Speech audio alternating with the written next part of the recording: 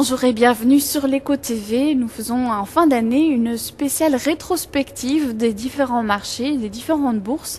Alors aujourd'hui, nous sommes ici à Euronext Bruxelles pour parler de la performance du BEL 20 et avec nous notre spécialiste financier Marc Collet.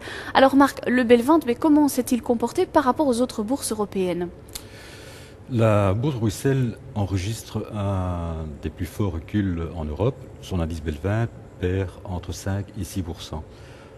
C'est beaucoup par rapport à l'Allemagne par exemple ? Par rapport aux autres marchés, à ses voisins en tout cas, c'est une mauvaise performance quand on sait que le CAC 40 est à l'équilibre et surtout par rapport au DAX qui lui gagne 18%.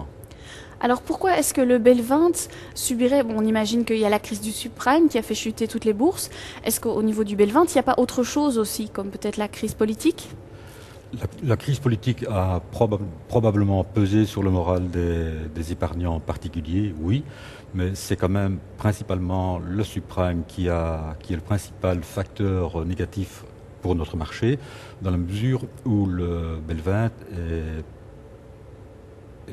est composé de valeurs financières ayant un poids important.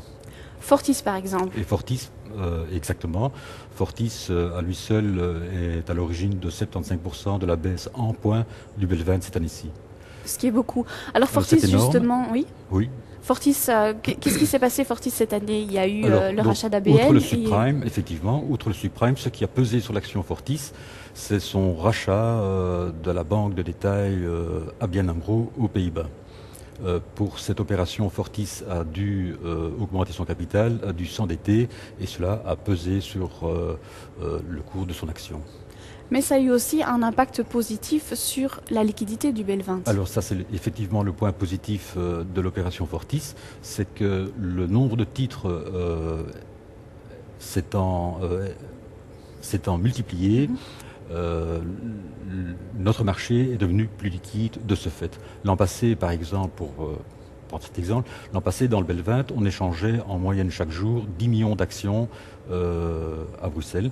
Eh bien, cette année-ci, ce montant a quasi doublé, grâce à l'opération Fortis. Et cela dans la deuxième partie de l'année. D'accord. Alors au niveau des financières, Fortis, Dexia, ça ne va pas très bien. KBC s'en sort quand même assez bien. KBC s'en sort assez bien parce que d'abord le groupe est peu pris par le subprime et ensuite il profite toujours de l'évolution économique favorable en Europe de l'Est. Combien KBC gagne-t-il sur l'année ? L'action doit gagner 3-4%. D'accord.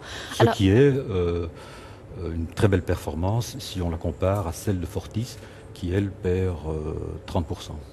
C'est une grosse différence, effectivement. Alors, les valeurs financières donc chutent. Il n'y a pas que les valeurs financières qui vont mal. Les valeurs pharmaceutiques c'est pas terrible non plus. C'est un autre secteur qui a pesé sur le BEL 20.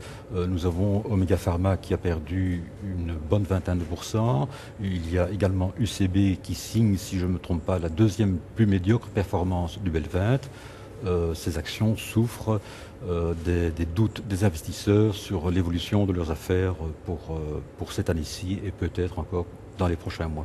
Soit au niveau du chiffre d'affaires dans le cas d'Omega Pharma, soit au niveau de l'évolution des bénéfices dans le cas du CB. D'accord. Des secteurs qui sont plutôt positifs au sein du BEL 20 ? Il y a très peu d'actions qui sont en hausse dans le BEL 20 cette année-ci. Il y en a au total 7. La meilleure progression est le fait d'Umicore qui progresse de 20%. Et il faut ajouter que Umicore, c'est aussi l'action la plus performante du BEL 20 depuis 2003. Ce qui est une belle performance. C'est un champion.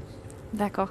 Une dernière question, on ne pourra pas passer à côté de la chute d'Agfa Gewart, presque 60% ou 50% finalement Agfa Gewart recule de 50%. Là, ce sont les multiples avertissements sur résultats de la société qui ont fini par décourager les investisseurs et également le doute de ceux-ci sur la scission promise depuis déjà plus d'1 an.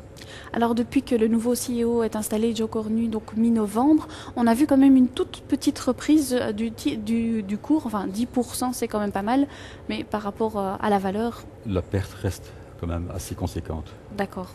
Donc finalement, Agfa Gewart a perdu près de 50% Exactement. depuis le début de Oui. l'année. Marc, merci.